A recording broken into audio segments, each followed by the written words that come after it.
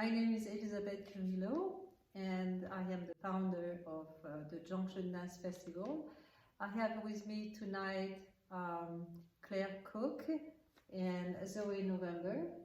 They are both Choreolab residents, and they have been working for 2 months on a specific piece that they have collaborated together to come to realization.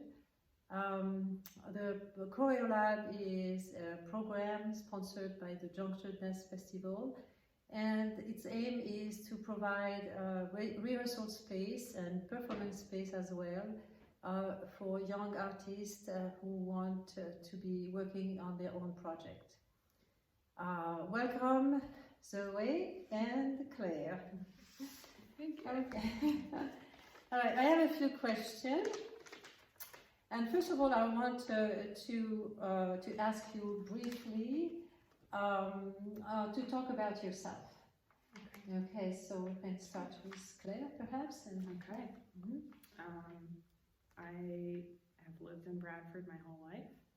I went to school in Vermont, so I've kind of been local the whole time. I grew up dancing.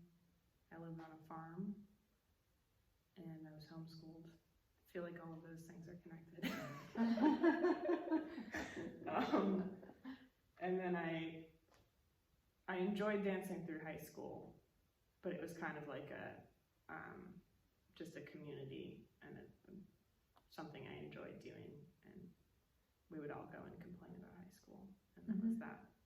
I didn't really start to take it super seriously until college. And I had a class with Claire Byrne, and she blew my mind. So then I started thinking about dance more.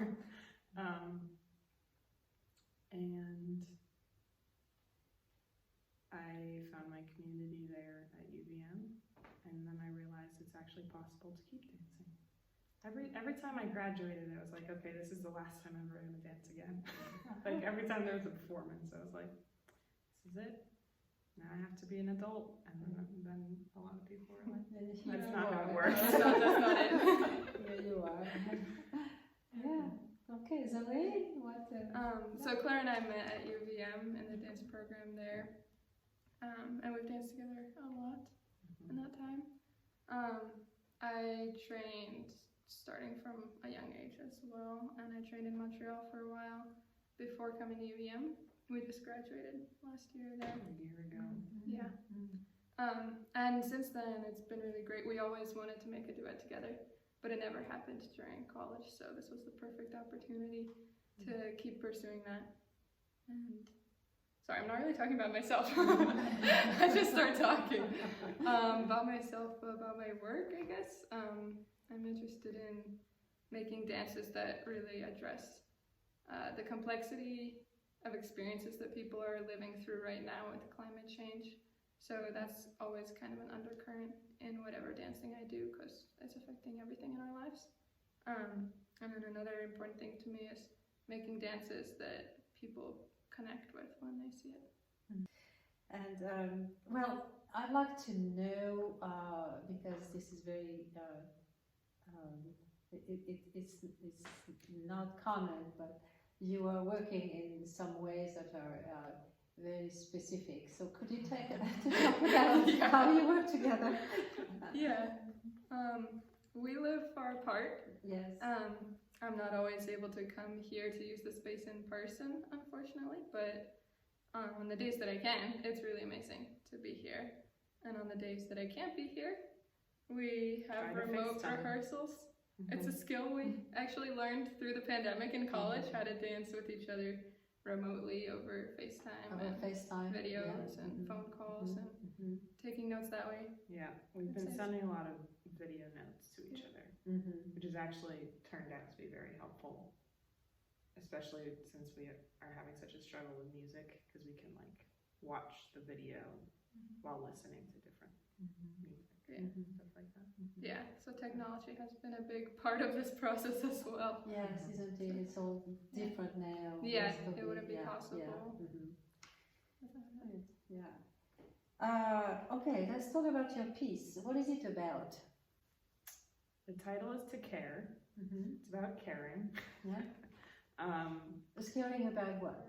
Sorry, less what we're caring about and more investigation of the emotion of caring really, really deeply about something or someone, and all the different ways that deep feeling can manifest itself in your own body and in your actions and behavior and what you choose to do, how you feel about it, rooted in this place of deep caring and deep concern or deep understanding.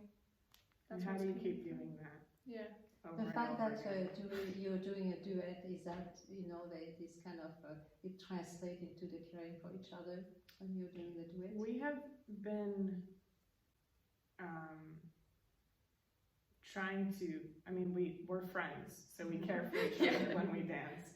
Today it was Zoe feeding me a lot of jelly beans.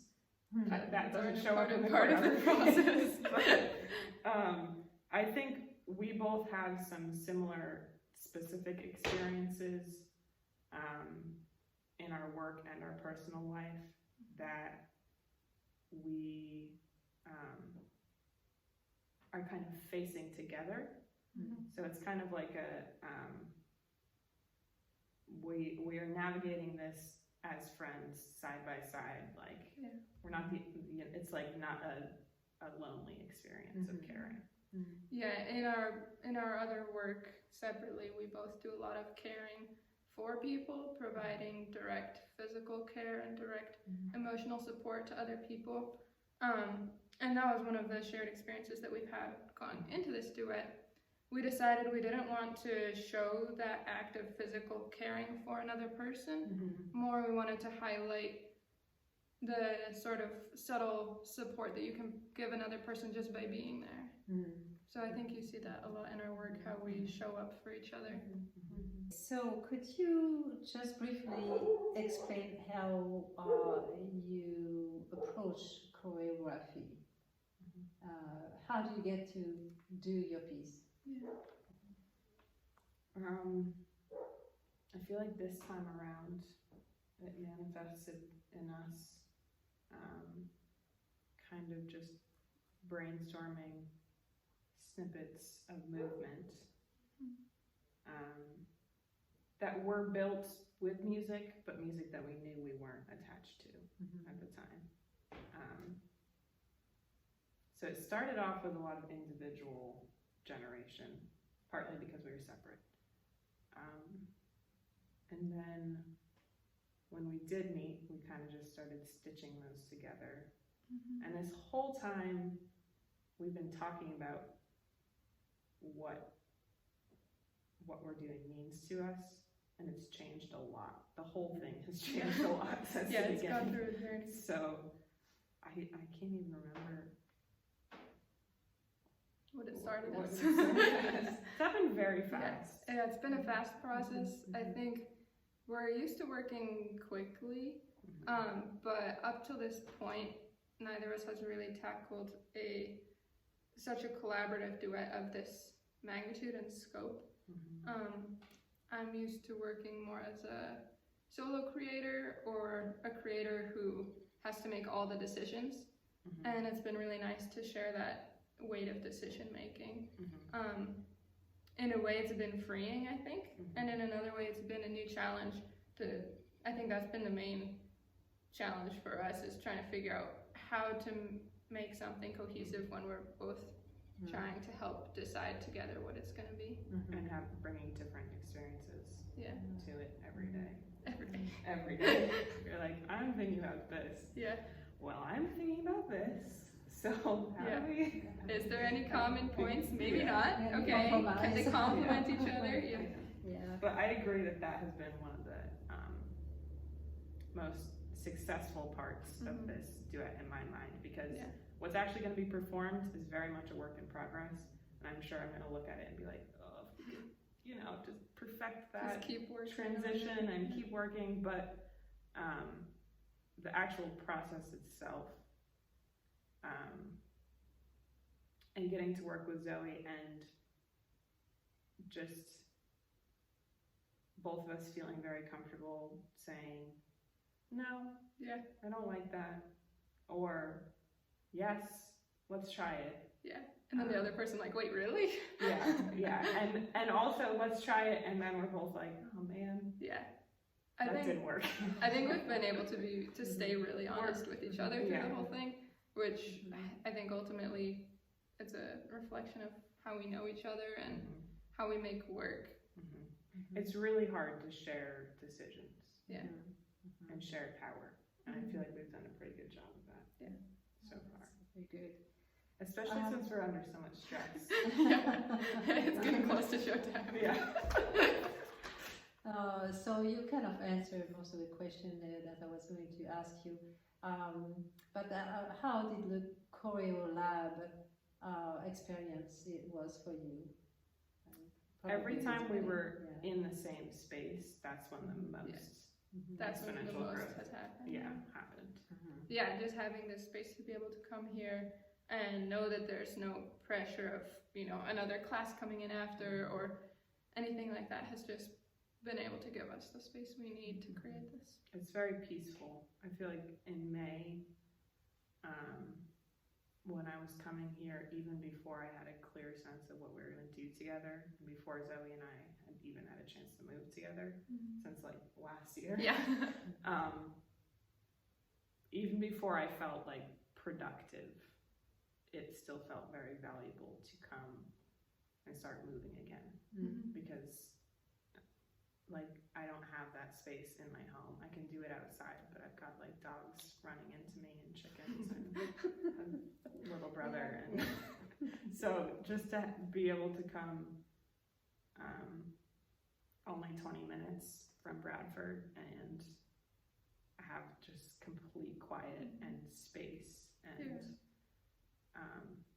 time made such a huge difference because it at the time it didn't feel like I was like I wasn't cranking stuff out choreographically, but I feel like without that period of peace and marination, then we would be even more behind.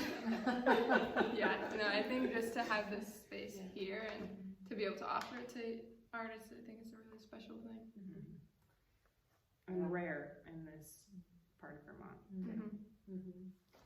Well, now thank you, both of you, and I'm looking forward to see your piece, and I think it's going to be really good. That's No good. matter what, it's a work in progress, or you feel like you are, but it's always a work in progress, isn't it? You know, it's always something that you would have done a little bit differently. So, okay. Yeah, Thank you. Thank you.